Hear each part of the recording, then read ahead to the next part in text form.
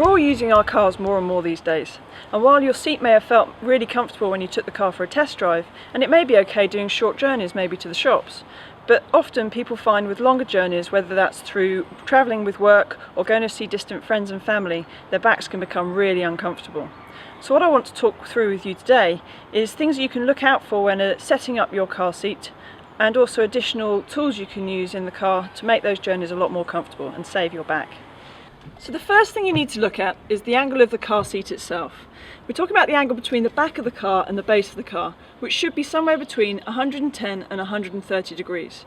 If it's too acute an angle and the back's too far up, you'll often end up finding yourself slumping forward as you continue on your journey.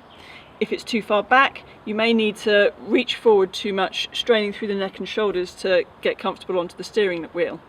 So the angle we've got here is just about right. Once you've got that set up properly, we can look at the headrest. Have a check in the car that you've got. They're often adjustable up and down, and sometimes you can even tilt the headrest forward and backwards to get it into the right position. You need to make sure that it's just supporting at the back of the head, but not poking your head forward so that your chin comes forward, because that again will strain through the muscles of the neck. Once that's set up, the next thing that you need to look at is to see if there is a lumbar adjustment in the car seat itself.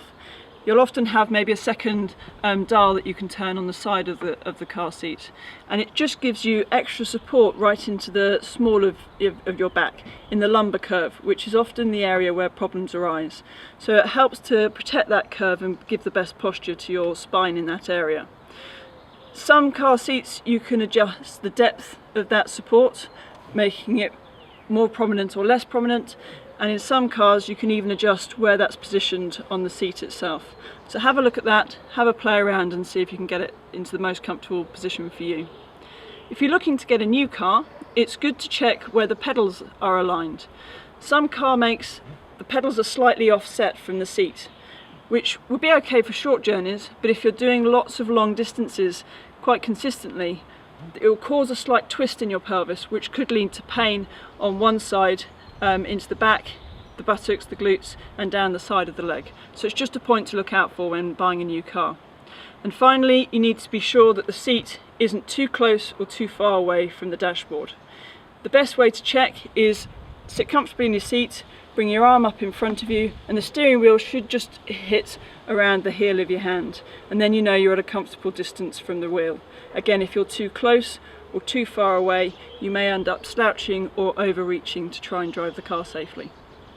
If you've done all of that and it's still not suitable and you're still getting problems, I'm just going to talk through a few of the sitting wheel products that can help correct any final deviations. To watch the next video, how to choose the best back support for your car seat, just click on the link below.